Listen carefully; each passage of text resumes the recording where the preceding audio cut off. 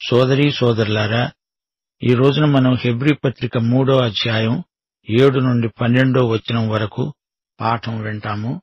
పరిశుద్ధాత్మ ఇలా చెప్తున్నాడు: నేడు మీరాయన శబ్దమును వినిన ఎడల అరణ్యములో శోధన దినమందు కోపము పుట్టించినప్పటి వలె మీ హృదయాలను కఠినపరచుకొనకండి. 40 సంవత్సరాలు నా కార్యములను చూచి మీ పితరులు నన్ను పరీక్షించి శోధించారు. కావున నేను ఆ తరము వారి వలన విసికి, వీరెల్లప్పుడూ తమ హృదయాలోచనల్లో తప్పిపోతున్నారు, నా మార్గములను తెలుసుకోలేదు, గనుక నేను కోపముతో ప్రమాణము చేసినట్లు వారు నా విశ్రాంతిలో ప్రవేశించరు అని చెప్పాను. అనుమానము, సందేహము అనేవి చాలా ప్రమాదకరమైనవి. ప్రవక్తలు పలికారు, దేవదూతలు మాట్లాడారు, మోషే కూడా మాట్లాడాడు. అయితే యేసు నోట ప్రకటించబడిన వాక్కు ఎలాంటిది? యేసు మాటను ఏమాత్రమూ సందేహించకూడదు. 95వ కీర్తన 7 నుండి 11వ వచనం వరకు చెప్పబడిన మాటే ఇది. నేడు మీరు ఆయన మాటను అంగీకరించిన ఎడల ఎంత మేలు! అరణ్యమందు మెరీబా యొద్ద మీరు కఠినపరచుకున్నట్లు, మస్సా దినమందు మీరు కఠినపరచుకొనినట్లు మీ హృదయములను కఠినపరచుకొనకండి. అక్కడ మీ పితరులు నన్ను పరీక్షించి శోధించి నా కార్యములు చూచారు. 40 ఏండ్ల కాలము ఆ తరము వారి వలన నేను విసిగిపోయాను అనుకున్నాను. వారు హృదయమున తప్పిపోయే ప్రజలు, వారు నా మార్గములు తెలుసుకోలేదు. కావున నేను కోపించి ప్రమాణము చేశాను, వీరెన్నడూ నా విశ్రాంతిలో ప్రవేశించకూడదు. హెబ్రీ పత్రిక 3వ అధ్యాయం 8 నుండి 11వ వచనం వరకు. నేడు మీరాయన శబ్దము వింటే మీ పూర్వీకులలాగా మీ గుండె బండబారిపోయేలా చేసుకోకండి. వారు నాకు కోపం రేపే సందర్భంలో, ఎడారిలో పరీక్ష ఎదుర్కొన్న సమయంలో నన్ను శోధించారు, పరీక్షించారు. 40 సంవత్సరాలు నా కార్యకలాపములు చూచారు కూడా. గనుక నేను ఆ తరం వారి మీద కోప్పడ్డాను. వారి హృదయాలు ఎప్పుడూ పెడతో పడుతూ ఉన్నాయి, నా త్రోవలు వారెరుగనే ఎరుగరు అన్నాను. అందుచేత నేను ఆగ్రహించి అన్నాను, శపథం చేశాను, వారు నా విశ్రాంతిలో ప్రవేశించరు. శ్రోతలు వింటున్నారా? కీర్తనల గ్రంథంలోని ప్రతి కీర్తనలో క్రీస్తు కనపడతాడు. 95వ కీర్తనలో యేసుక్రీస్తు ఉన్నాడు. హెబ్రీ పత్రిక 3వ అధ్యాయంలోని మాటలు అచ్చం 95వ కీర్తనలోని మాటలే. కీర్తనలోని వాక్యానికి హెబ్రీ పత్రికలో వ్యాఖ్యానమున్నది. ఇశ్రాయేలు మనకు చరిత్రాత్మకమైన మాదిరి. ఈజిప్టులో నుండి బయటికి వచ్చిన ఇశ్రాయేలు జాతి, ఆ తరం దేవుణ్ణి అనుమానించారు. వారి సంశయానికి ఫలితంగా ఆ తరం కనానులో ప్రవేశించలేదు. వారు నా విశ్రాంతిలో ప్రవేశింపరు అని దేవుడు ఖండితంగా చెప్పాడు. విశ్రాంతి అనే మాటను హెబ్రీ పత్రికలో ప్రత్యేకంగా గుర్తించండి. హెబ్రీ పత్రిక 3-4 అధ్యాయాలలో విశ్రాంతి అనే ఈ మాట 12 సార్లు వస్తుంది. విశ్రాంతి అనే మాటకు పలు విధాలైన బైబిల్ అర్థాలున్నాయి. రక్షణ ఒక విశ్రాంతి. మత్తయి 11వ అధ్యాయం 28వ వచనంలో ప్రభువు పిలుపు, ప్రయాసపడి భారము మోసే సమస్త ప్రజలారా, నా వద్దకు రండి, నేను మీకు విశ్రాంతి కలుగచేస్తాను. ఇది రక్షణ విశ్రాంతి. మీ పాపభారం పోతుంది, మీకు రక్షణ విశ్రాంతి ప్రాప్తిస్తుంది. శిలువపై ఆయన పాపాలను తన శరీరమందు మోశాడు. మన పాపాలకు ఆయన యందు శిక్ష విధించబడింది. మనకు పాప క్షమాపణ లభించింది. ఆయన రక్తము ద్వారా మనకు విమోచన కలిగింది.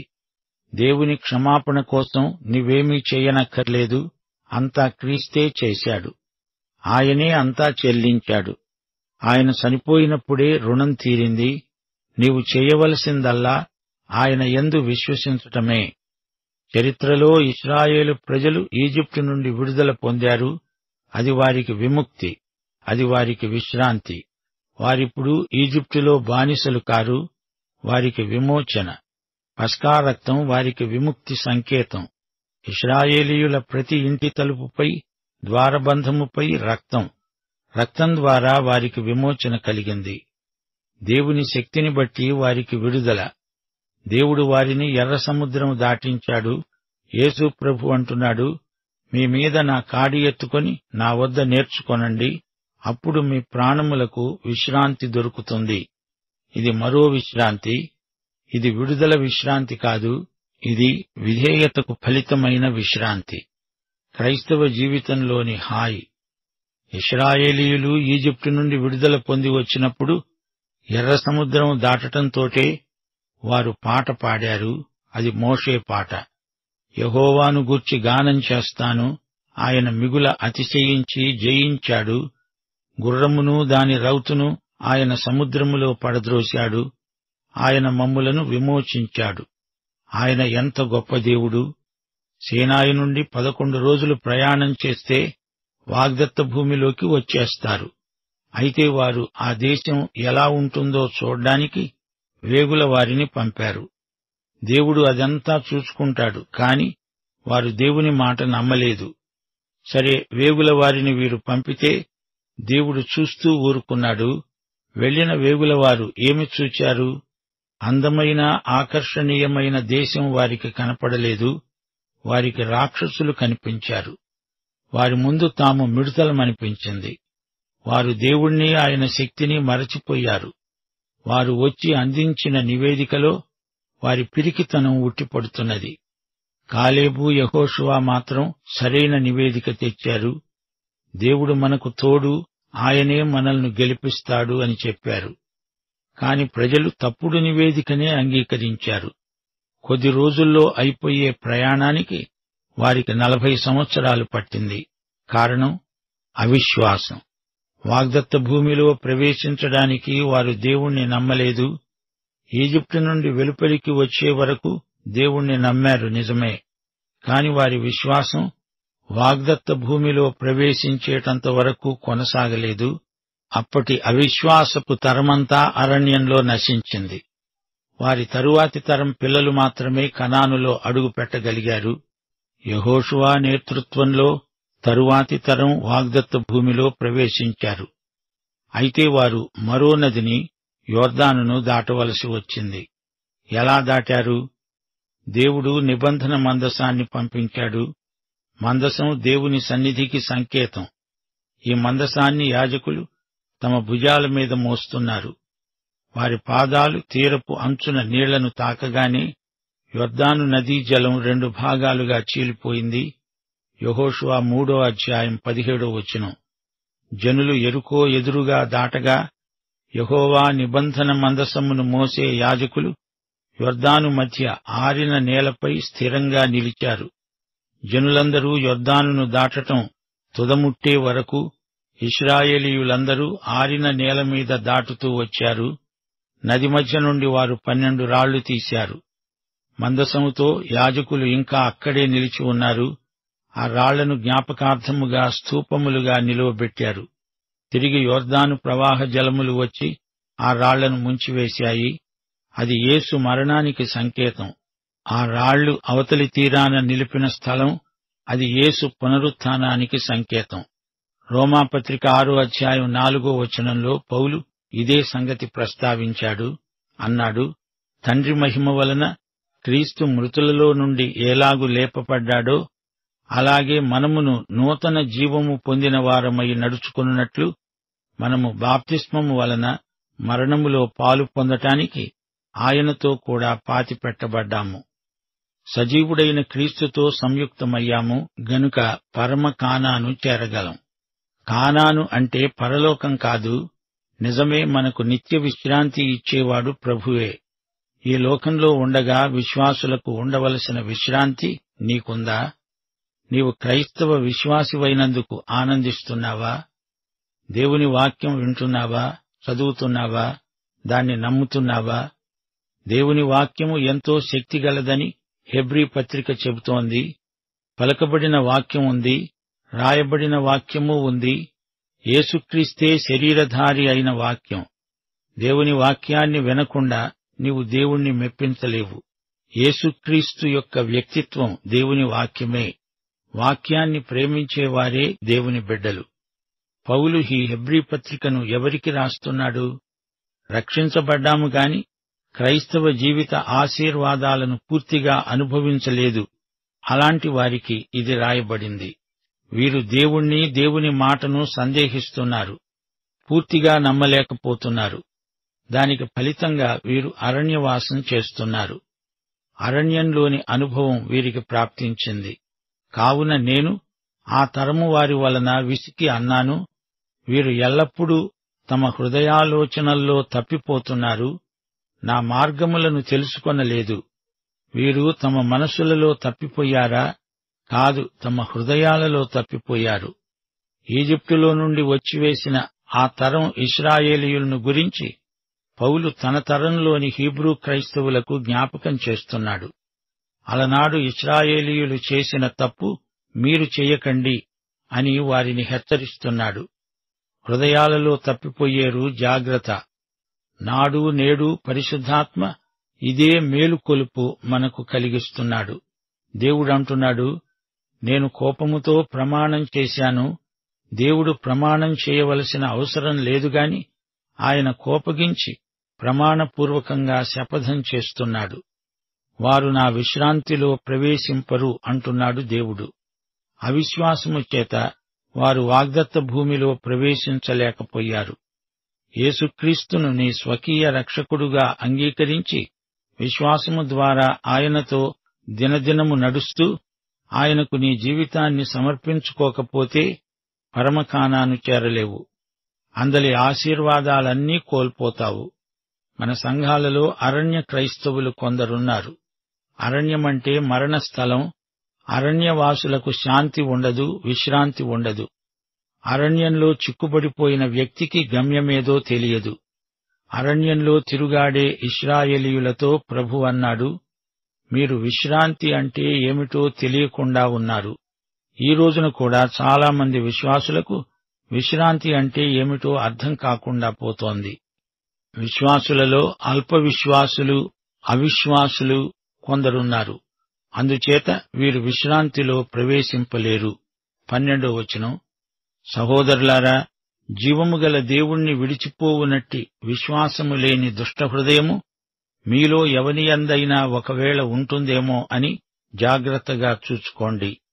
ఈ వచనం విశ్వాసులకు కూడా వర్తిస్తుంది. దేవుడు వారి పాపాన్ని బట్టి కోపగిస్తున్నాడు. ఇంతకు వీరి పాపమేమిటి? హత్యనా? దొంగతనమా? అబద్ధమా? ఇవేవీ కావు. వారు దేవుణ్ణి నమ్మలేదు, అనుమానించారు. అదే వారి పాపం.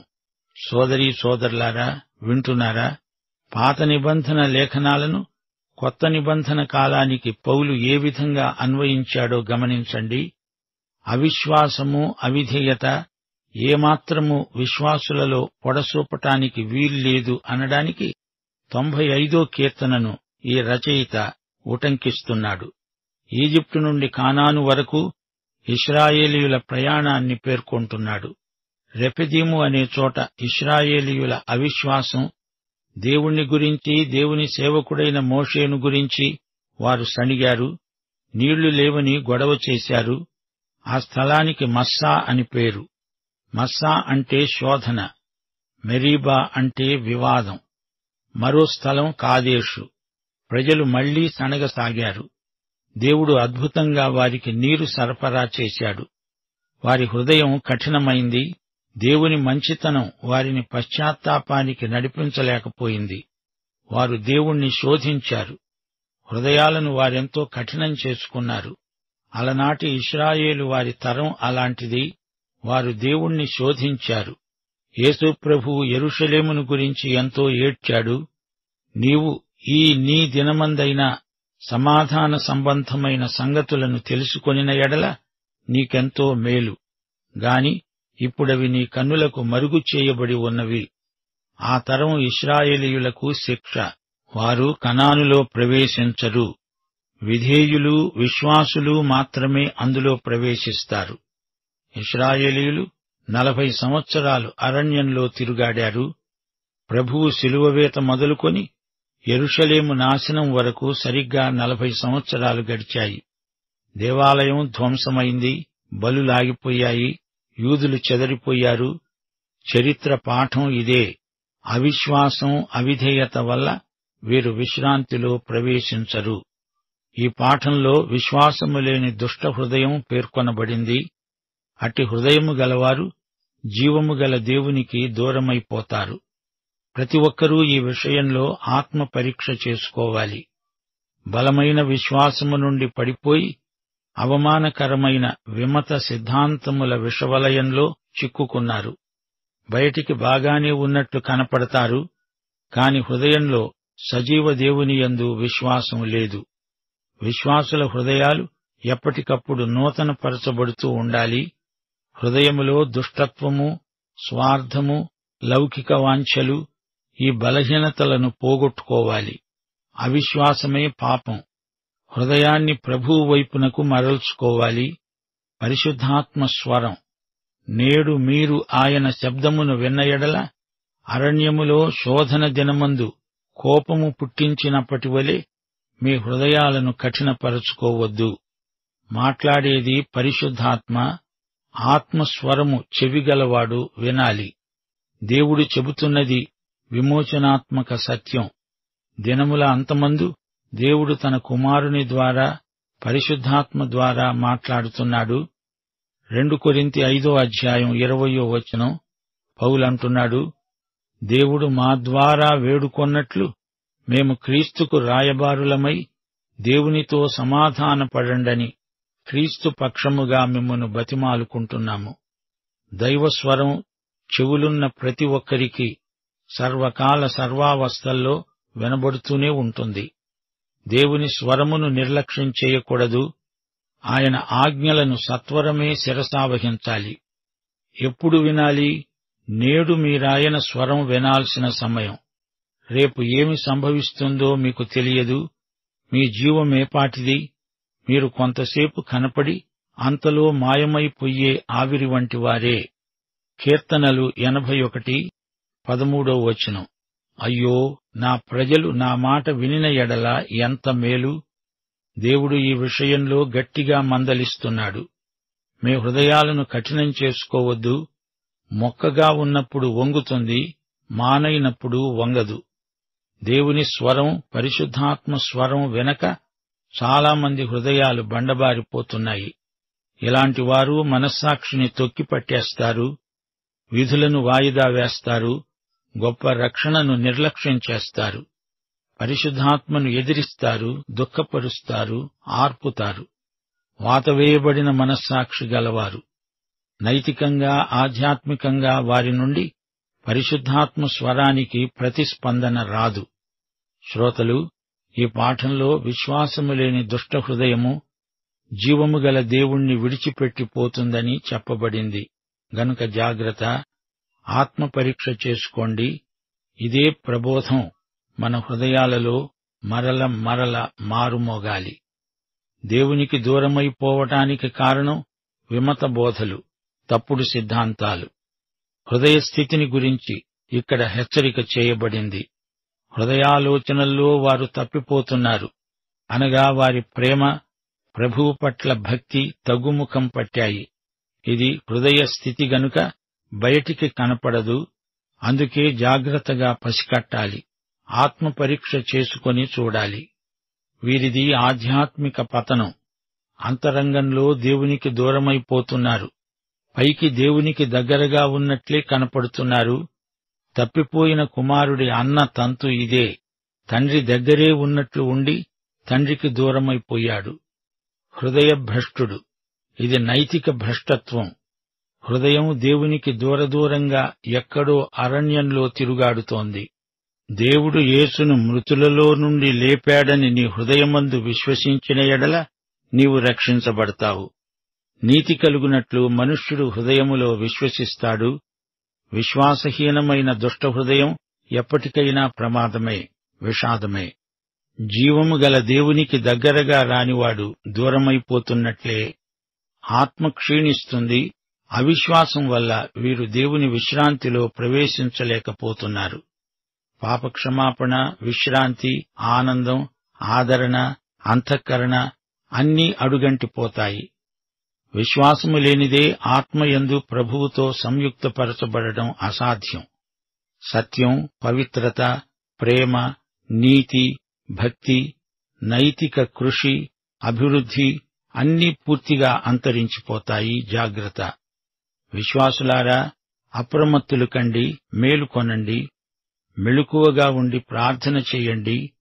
విశ్వాసమందు, ప్రేమయందు అభివృద్ధి పొంది వర్ధిల్లండి. ప్రియులారా, దేవుని సన్నిధిలో మీ హృదయాలను సరిగా పరిశుద్ధంగా ఉంచుకోండి. హృదయాన్ని కాపాడుకోండి. సామెతలు 4:23 ఈ పాఠం ముగిస్తాము. నీ హృదయములో నుండి జీవధారలు బయలుదేరుతాయి. కాబట్టి అన్నిటికంటే ముఖ్యముగా నీ హృదయాన్ని భద్రంగా కాపాడుకో. పాఠం ఇంతటితో సమాప్తం. ప్రభు అయిన యేసుక్రీస్తు వారి కృప, తండ్రి అయిన దేవుని ప్రేమ, పరిశుద్ధాత్మ యొక్క అన్యోన్య సహవాసము మనకందరికీ సదాకాలము తోడై ఉండునుగాక. ఆమేన్.